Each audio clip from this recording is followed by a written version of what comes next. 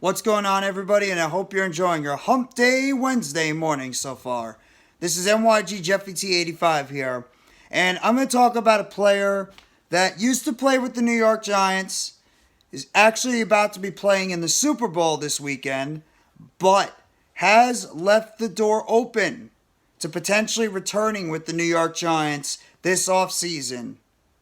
He was a stud player for the team, too. One of their best offseason signings they made a couple of years ago under former GM Dave Gettleman. And that, of course, is the 6'1", 210-pound, 29-year-old cornerback, James Bradberry.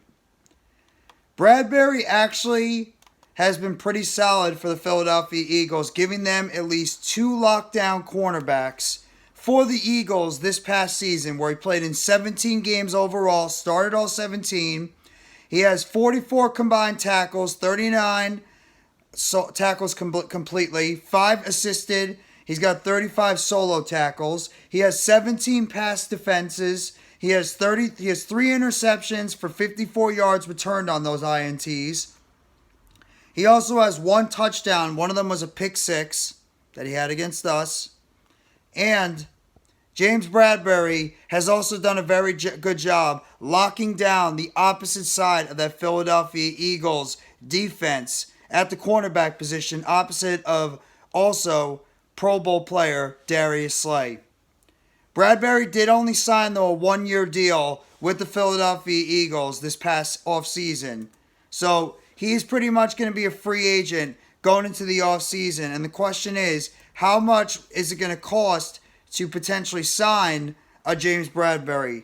That's the thing. Like, what is it going to be? What is it going to be his value going into the offseason? He did sign a 1-year, $7,250,000 deal. So what is it going to be? What is going to be his value going into the 2023 offseason? That's the question. I mean, I think because of the way he's played this year, and depending on what happens with the team, on what exactly he does this, how he does in the Super Bowl and how it ends. I think most likely if they win the Super Bowl, James Bradberry's probably going to depart and go back into free agency. But how much would he be worth? And how much would the New York Giants be willing to pay a guy like James Bradberry if the team is open to bringing him back in the season? I mean, he played very well for the Giants, too. I mean, he did. Back-to-back years with the Giants, he pretty much played every single game. He only missed 1 game in 2021. I believe it was due to injury. He had 7 interceptions total with the New York Giants. In those 2 years with the Giants, he had at least a combined 79 tackles with the team. Or he had 79 tackles with the team solo. He also had about a total amount of tackles. He had about 81 tackles total with the team. Or 91 tackles total with the New York Giants. In pass defense-wise, he had about 25 passes defended with the New York Giants in those couple of years. The guy is a very good cornerback. He just is. But what is going to be his value going into the offseason? That's the question. I mean, right now you could pretty much project him maybe making about 3 years. I could say if you give him like a 3-year deal. He is 29 years old. He's going to be 30 soon. Maybe like a 2-3 year deal.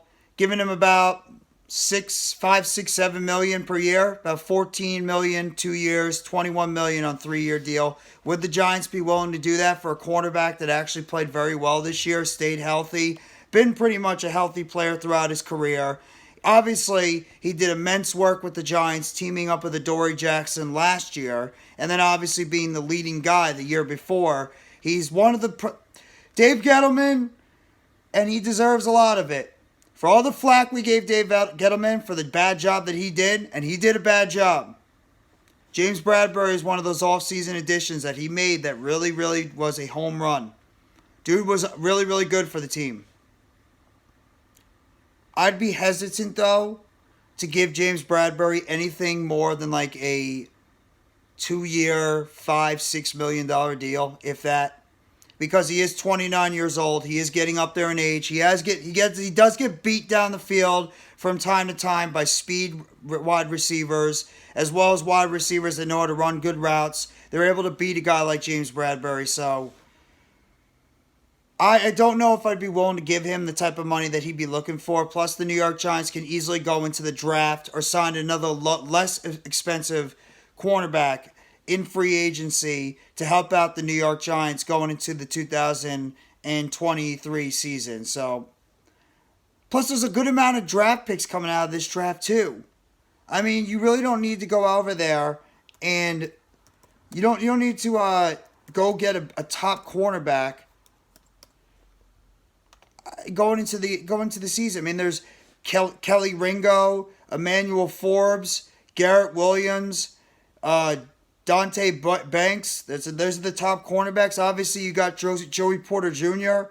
There's a lot of good cornerbacks coming out of this draft that the Giants could snag in the mid-rounds. So you don't need to go crazy and pretty much Devin Witherspoon, that's another one at Illinois. Christian Gonzalez, Oregon's cornerback. There's a lot of good cornerbacks the Giants could look for in this draft. They don't have to necessarily sign a top-rated cornerback.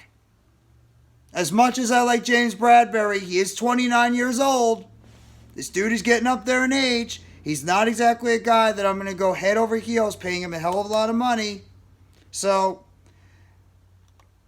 while James Bradberry getting him back would really help out a secondary that has had a lot of injury issues and is very young right now, Bradberry is getting up there in age.